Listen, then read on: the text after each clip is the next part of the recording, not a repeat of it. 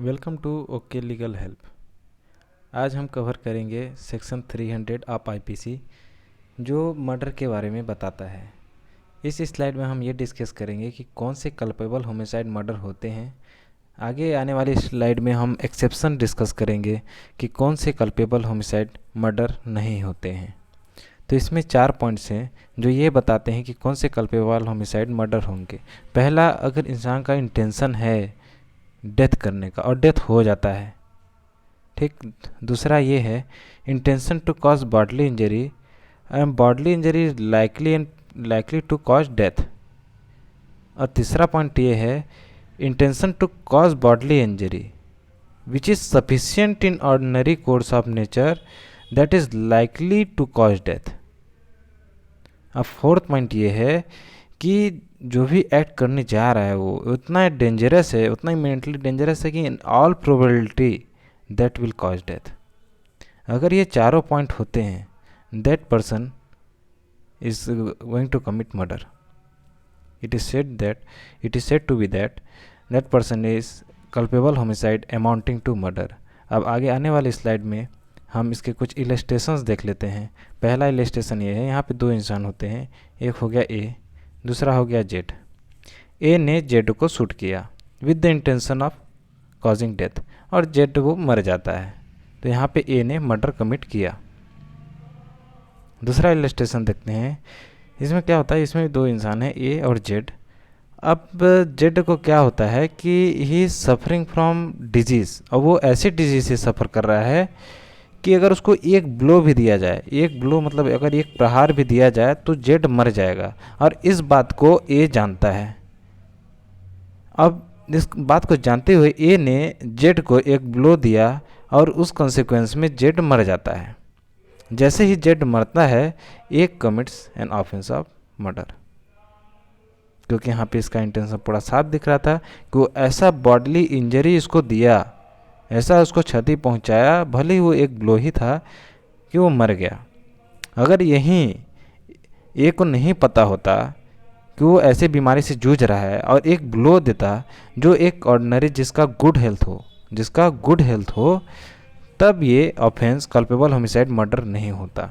पर यहाँ पे क्या था कि ये बीमारी में जूझ रहा था, उसके लिए एक ब्लो भी काफ़ी था उसको मारने के लिए, इसलिए culpable homicide amounting to murder हो जाता है यहाँ पे। इलस्ट्रेशन 3 में भी दो इंसान हैं, एक हो गया ए, एक हो गया जेड। अब इसमें ये हुआ कि ए ने इंटेंशनली जेड को क्या किया, उसको चाकू से थोड़े कट दे दिए या फिर उसको डंडे से मार दिया, जो कि sufficient in ordinary course of nature कि ये इसका डेथ हो जाएगा, जेड का डेथ हो जाएगा। तो यहाँ पे क्या होगा, A has committed N offence of murder.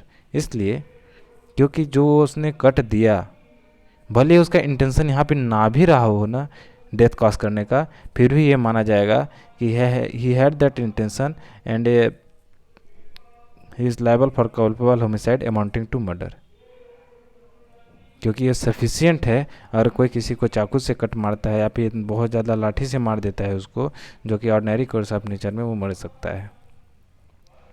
Illustration 4 में ये हुआ कि ये हुआ एक बंदा, वो क्या होता है, यहाँ पे पूरे भीड़ है, बहुत सारे लोगों की भीड़ है। अब ए ने तोप चला दिया पूरे भीड़ में। भले ही इसने नहीं सोचा है कि मैं किसी पार्टिकुलर इंसान को, नहीं इसका इरादा है किसी पार्टिकुलर इंसान को मारूं, पर इसने एक कैनन तोप चला दिया। ये इतना ज़्यादा डेंजरस है, किसी न किसी की जान ले ही लेगा, जो कि हम लोग 4th पॉइंट डिस्कस किए थे कि कौन से कल्पेबल होमिसाइड मर्डर होते हैं, जिसमें हमने बताया था कि जो बहुत ही ज़्यादा इमीडिएटली डेंजरस हो तो उस केस में कल्पेबल होमिसाइड मर्डर होगा। तो यहाँ पे ये मर्डर के लिए लायबल होता है। फर्दर चलते हैं हम एक्सेप्शंस की ओर। सारे एक्सेप्शंस ये हैं कि culpable homicide which is not amounting to murder, which is not murder. तो पहला एक्सेप्शन ये है, अगर कोई सडन एंड ग्रेव प्रोवोकेशन में, मतलब कोई भी इंसान अगर इसको कोई सडन एंड ग्रेव प्रोवोकेशन देता है और वो अपना कंट्रोल, सेल्फ कंट्रोल खो देता है और क्या करता है, जो पर्सन प्रोवोक किया है उसका डेथ कर देता है या फिर किसी और पर्सन का डेथ करता है जो बाय मिस्टेक या एक्सीडेंट से हुआ हो, तभी क्या होगा, वो culpable homicide not amounting to murder है। लेकिन कुछ ऐसे भी हैं, अगर उस केस में भले ही वो बंदा सडन प्रोवोकेशन का ही हो, पर क्या होगा, वो अमाउंटिंग टू मर्डर हो जाए। कौन से केस होंगे, जहाँ पे वो वॉलेंटरली मतलब ऐसे प्रोवोक होके कहता है, उसको एज अ एक्सक्यूज़ बनाता है कि मैं प्रोवोक किया हूँ, प्रोवोक होने की वजह से मारा हूँ, जानबूझ के, भले ही उसका प्रोवोकेशन हो या ना हो। एक्सेप्शंस 2 में बात करता है एविडेंस ऑफ लॉ और पब्लिक सर्वेंट। मतलब इसमें ये है कि अगर कोई लॉ के दरमियान या फिर कोई पब्लिक सर्वेंट वो अपना ड्यूटी एक्सरसाइज कर रहा है और उसमें कोई सडन प्रोवोकेशन में आ जाता है, तो उस केस में भी ये नहीं माना जाएगा, ये एक्सेप्शन है। राइट ऑफ प्राइवेट डिफेंस ये है थर्ड पॉइंट, कि अगर कोई प्राइवेट डिफेंस के एक्सरसाइज में, अपने आप को बचाने के एक्सरसाइज में, फिर दूसरा बंदा जो जिसके वजह से ये राइट ऑफ प्राइवेट डिफेंस कर रहा है, अब वही सडन एंड ग्रेव प्रोवोकेशन में चल जाता है, तो उस केस में ये कल्पेबल होमिसाइड मर्डर हो जाएगा। अब कौन से कल्पेबल होमिसाइड मर्डर होंगे नहीं होंगे, ये डिसाइड करेगा कौन से ग्रेव और सडन प्रोवोकेशन होंगे, माने जाएंगे, ये क्वेश्चन ऑफ फैक्ट है, that is a question of fact. अब इलस्ट्रेशन की ओर चलते हैं। पहला इलस्ट्रेशन ये है, यहाँ पे हैं 3 व्यक्ति, एक हो गया ए जेड, और यहाँ पे छोटा सा बच्चा हो गया वाई, जो कि जेड का बच्चा है। अब जेड ने प्रोवोक किया एक को, जेड की वजह से इसको प्रोवोकेशन हुआ, सडन एंड ग्रेव प्रोवोकेशन, और ये क्या करता है, जाके वाई को मार देता है। अब बताइए यहाँ पे इसने मर्डर किया कि नहीं किया? ऑब्वियसली इसने मर्डर किया। क्यों? क्योंकि बच्चे ने उसको नहीं उकसाया था। यहाँ पे उसका कोई ना ही कोई एक्सीडेंट है, ना ही कोई मिसफॉर्च्यून है, ना ही बच्चे ने उसको उकसाया है, जेड ने उकसाया था। अगर जेड को यहाँ पे इसने मारा होता तब ये इसके अंदर आता, इस एक्सेप्शन के अंदर आता, बट ये नहीं है क्योंकि उसने जाके उसके बच्चे को मारा है। अब इलस्ट्रेशन टू ये कहता है, इसमें हुए 2 लोग, एक हो गया ए, एक हो गया बी, एक हो गया जेड।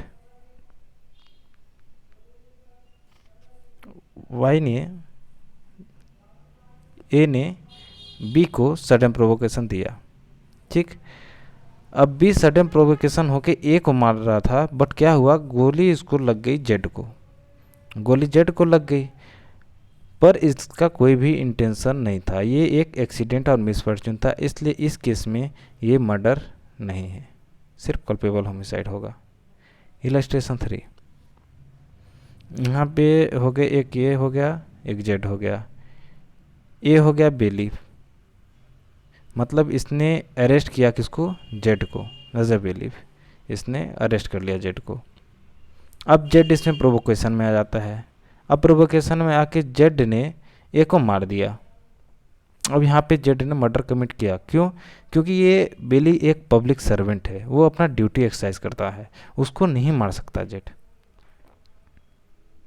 अब इलस्ट्रेशन 4 में ये है कि एक विटनेस है, यहाँ पे एक होगा जेड मजिस्ट्रेट, उसके सामने ये गया, जेड ने ये बोल दिया कि इसका स्वभाव ही ऐसा है कि वो मिथ्या आरोप देता है हमेशा। अब ए यहाँ पे सडन प्रोवोकेशन में आ गया, सडन प्रोवोकेशन में आके जेड को मार देता है, तो इसने क्या किया, मर्डर कमिट किया। इलस्ट्रेशन 5 बताता है, जो हम लोग थर्डली एक्सेप्शन जो बात किए थे, राइट ऑफ प्राइवेट डिफेंस वाला, वो वाला पॉइंट है। इसमें क्या करता है, यहाँ पे हो गए 2 व्यक्ति, एक हो गया ए, एक हो गया जेड। ए ने क्या किया, इसकी नाक को छेड़ा। अब जेड ने प्राइवेट डिफेंस में इसको पकड़ लिया, ए को जेड ने पकड़ लिया। अब ए यहाँ पे सडन प्रोवोकेशन में आके जेड को मार देता है, तो यहाँ पे क्या होगा, can he take the right of private defence under this, it will come, नहीं, तो यहाँ पे क्या होगा, ए ने मर्डर कमिट किया। इलस्ट्रेशन 6 की ओर बढ़ते हैं। यहाँ पे होते हैं कि हो गया जेड इंसान हो गया, ये बी हो गया, और एक हो गए ए बाई स्टैंडर। यहाँ पे ए नामक एक व्यक्ति है जो बाई स्टैंडर है। जेड ने बी पर हमला किया। अब ए क्या करता है, बी को बंदूक दे देता है कि भाई तुम पर हमला किया है, तुम अपने आप को बचाओ। बी ने उस बंदूक से जेड को मार दिया। यहाँ पे बी लायबल नहीं होगा मर्डर के लिए, हाँ, बट ए जरूर लायबल होगा। क्यों? क्योंकि इसने इंस्टिगेट किया, इसको एड किया मर्डर कमिट करने में। अब आते हैं हम एक्सेप्शन 2 की ओर, जहाँ पे right of private defence exceed हो जाता है। अगर कोई इंसान किसी पर्सन के अगेंस्ट गुड फेथ में, अगर उसके पास कोई चारा ही नहीं बचता और उसको अपने राइट ऑफ प्राइवेट डिफेंस को एक्सीड करना पड़ता है, लेकिन इसमें कंडीशन ये है कि उस पर्सन ने गुड फेथ में एक्सरसाइज किया है और जो भी पावर दिया है लॉ के द्वारा राइट ऑफ प्राइवेट डिफेंस को, उसको एक्सीड करता है और उसका कोई भी इंटेंशन नहीं है कि वो उसको ज़्यादा हार्म पहुँचाए, तो उस केस में ये इस एक्सेप्शन के अंदर वो पर्सन आ जाएगा। इसका एक इलस्ट्रेशन है जिसमें जेड एक व्यक्ति ए पर्सन को हार्श वाइप करता है। अब ए ने पिस्तौल निकाल लिया और इसकी ओर तान दिया, बट जे फिर भी हार्श वाइप कर रहा है ए को। उस केस में फिर जेड ने इसको मार दिया, क्योंकि जेड को ऐसा लग रहा था कि अब मेरे पास कोई चारा नहीं है, इसके असॉल्ट से बचने के लिए हमारे पास कोई चारा नहीं है, इसको मारना ही पड़ेगा, इसलिए जेड को मार दिया। तो यहाँ पे ए ने इसके अंदर इस एक्सेप्शन के अंदर आता है और एक culpable homicide not amounting to murder होगा, क्योंकि उसने गुड फेथ में किया था, ज़्यादा उसका नहीं इंटेंशन था हार्म करने का, उसके पास कोई चारा नहीं बचा था जिससे वो बचा सके खुद को, इसलिए उसने शूट किया। एक्सेप्शन 3 आता है एडवांसमेंट ऑफ पब्लिक जस्टिस। इसमें वो आते हैं अगर कोई भी पब्लिक सर्वेंट है या फिर कोई भी पब्लिक सर्वेंट को एड कर रहा है, वो अपनी पावर को एक्सीड कर देता है जो भी लॉ द्वारा दिया गया है और किसी भी इंसान का डेथ कॉज कर देता है। अब उसको मतलब गुड फेथ में ही करता है, वो इसलिए करता है ताकि उसको जो ड्यूटी मिली है उसको विधिपूर्वक निभा सके, इसलिए उसको उसका डेथ करना ज़रूरी था। और जिस भी पर्सन का डेथ होता है उसके तरफ पब्लिक सर्वेंट का कोई भी इलविल नहीं होना चाहिए, कोई भी आपसी दुश्मनी कुछ भी नहीं होना चाहिए, तब वो पब्लिक सर्वेंट इस एक्सेप्शन के अंदर आ जाता है। सडन फाइट, यहाँ पे उस बारे में बात है जब दो व्यक्ति आपस में लड़ने झगड़ने लगते हैं और बहुत ज़्यादा ही हीट ऑफ पैशन में लड़ झगड़ लेते हैं कि एक दूसरे को मारने के कगार में आ जाते हैं। तो दो व्यक्तियों के बीच में मतलब सडन क्वेरल हुआ, वो इतनी हीट ऑफ पैशन में हो गए, इतने गर्म हो गए कि जाकर लड़ने लगे, फाइट होने लगे उन लोग के बीच में।